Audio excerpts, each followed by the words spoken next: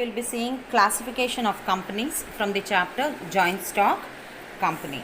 So when we are speaking about classification of companies, you'll learn it under various heads, like on the basis of formation you'll see, on the basis of public interest you will learn, also on the basis of liability, on the basis of control, on the basis of nationality, and on the basis of area you will be learning.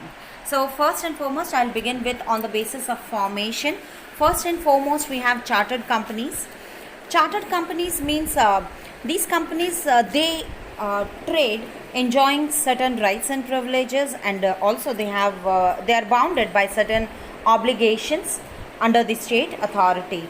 In the earlier times we used to see such companies, and they don't exist nowadays. Examples would be East India Company and the Bank of England. The next we have is statutory companies. Now what is statutory companies? These companies are formed special by passing a special act in parliament. It could be by the state or central legislation, fully financed by the government. Examples I would say Reserve Bank of India, State Bank of India, Life Insurance Corporation, UTI, Unit Trust of India, Oil and Natural Gas, and so on. The next type we have is registered companies.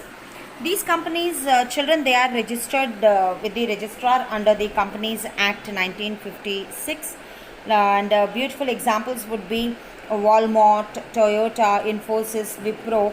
These all companies, they come under registered companies where they are subjected to the rules of Memorandum of Association and Articles of Association submitted by them. Memorandum of Association, these in detail in the next chapter you will be learning, but just to give you an idea about Memorandum of Association, it is the foundation on which the company's structure is built. Like it speaks about the scope of company's activity in relation to the outside world, whereas Articles of Association is the rules and regulations which are followed by the organization in its internal management. So that was about registered companies. Next we have is government company.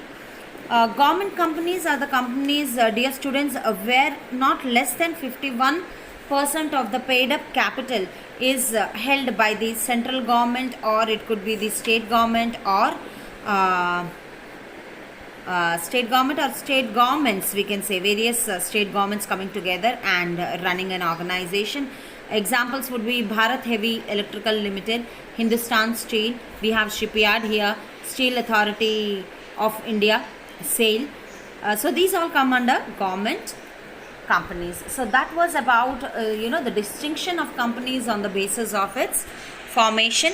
Next we have is on the basis of public interest, we have private and public companies, but I would like to pick up this topic when I give you the differentiation between private and public organizations. It will be more clear then. So we'll jump to the next, that is on the basis of liability. So now first and foremost we have is companies which are limited by shares.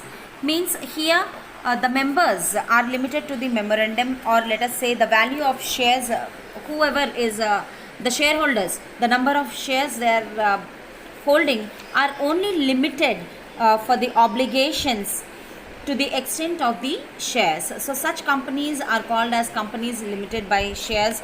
Examples I would say again Infosys, we have Tata, Reliance. So that was about companies limited by shares, where the liability of the owners, the shareholders, is limited to the number of shares they are holding, not more than that. It means it isn't unlimited. Next we have is companies limited by guarantee. These companies is often referred to the not-for-profit organization, or let us say the charitable companies. And the fact the parties involved, they do not remove any profit from the company as the shareholders they do. They take the profits in form of dividends. Any profit which is made up by these companies is again used in the company for the running of the business, for good of the business. And the capitals of these companies, they can be easily altered, increased or decreased easily by passing a special resolution which need not have to be sanctioned by the court.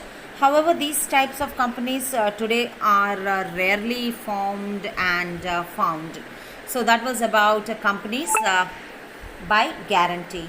Next we have is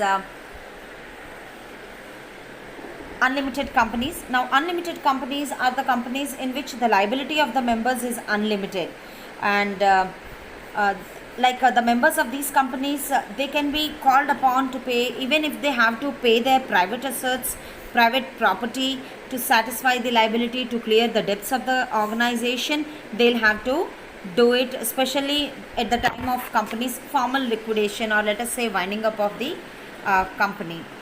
And